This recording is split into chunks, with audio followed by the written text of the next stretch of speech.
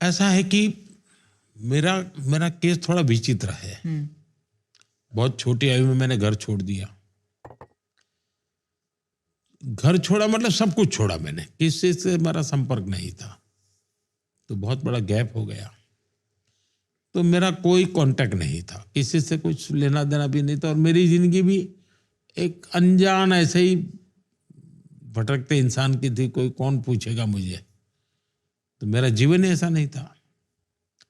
लेकिन जब मैं सीएम बना तो मेरे मन में कुछ इच्छाएं जगी। एक इच्छा ये जगी कि मेरे क्लास के जितने दोस्त हैं पुराने, सबको मैं सीएम हाउस में बुलाऊंगा। उसके पीछे मेरी साइकोलॉजी ये थी कि मैं नहीं चाहता था कि मेरे किसी भी व्यक्ति को ये लगे कि अपने आप को बड़ा तिस्मार का बन गया है।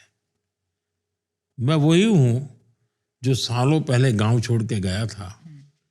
मुझ में बदलाव नहीं आया है। उस पल को मैं जीना चाहता था, और जीने का तरीका यही है कि मैं उन साथियों के साथ बैठूं।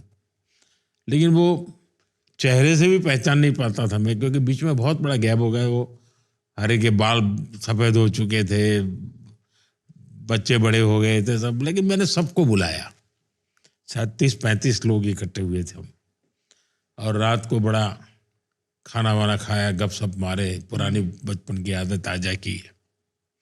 लेकिन मुझे वो बहुत आनंद नहीं आया।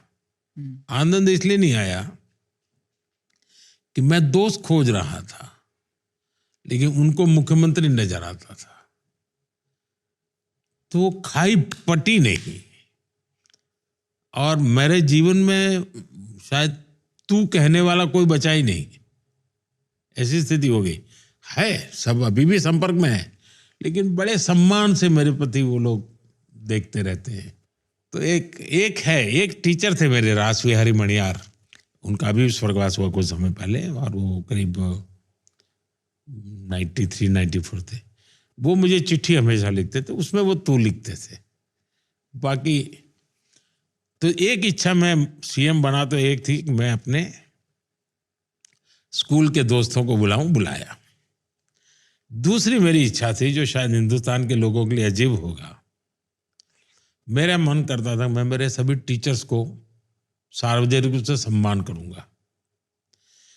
तो मुझे बचपन से जिन्होंने पढ़ाया है और स्कूली शिक्षा तक जो भी मेरे टीचर रहे, मैंने सबको ढूंढा, और सीएम बनने के बाद उनका बहुत बड़ा सार्वजनिक सम्मान किया मैंने।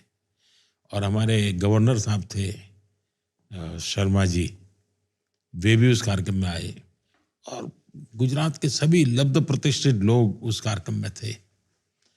और मैं एक मैसेज मेरे मन में था कि मैं जो कुछ भी हूं, इनका भी कुछ न कुछ योगदान है मुझे बनाने में।